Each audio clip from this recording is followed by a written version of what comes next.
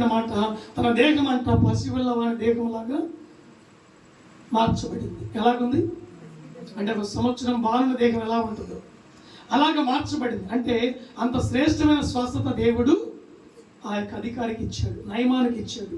వెంటనే తన రథాన్ని ఎక్కి మనలా తిప్పుకొని తన యొక్క సేవకుని దగ్గరికి వచ్చి, అయ్యా నీవు చెప్పిన మాట నేను తప్పకుండా చేశాను, నదిలోకి వెళ్ళి మునిగాను, నీవు చెప్పినట్లుగానే 7 మార్లు నేను మునిగాను, నీ యొక్క దేవుడు, నీవు సేవిస్తున్న దేవుడు నన్ను స్వస్థపరిచాడు, నాకు ఆరోగ్యం ఇచ్చాడు, ఎంతకంటే ఏం కావాలి?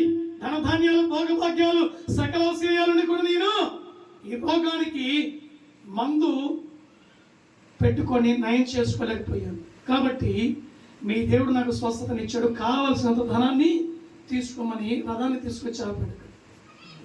ఆయన అన్నాడు, నీ ధనము, నీ వస్త్రాలు, నీ ధాన్యము సమస్తము నీ దేశానికి తీసుకుని వెళ్ళిపోమన్నాడు. ఈ రోజుల్లో ఏ దైవజనుడైనా 1,00,000 రూపాయలు కానుక ఇస్తానంటే మందిరానికి వద్దంటాడా, కావాలంటాడా?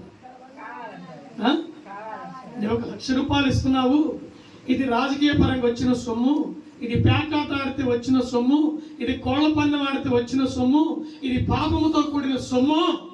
అర్థమవుతుందా? ఈ యొక్క సొమ్ముని, ఈ ధనాన్ని నేను తీసుకోవాలా వద్దా అని నేను దేవుడి దగ్గరికి వెళ్ళి ఆయన పాదాల దగ్గర కూర్చొని ప్రార్థన చేసి, దేవుడు నాకు ఏది బయలుపరిస్తే అది నేను నీతో చెబుతా అని చెప్పేటువంటి దైవజనుడు ఉన్నాడా? లేడండి, ఎంత మాత్రం లేదు.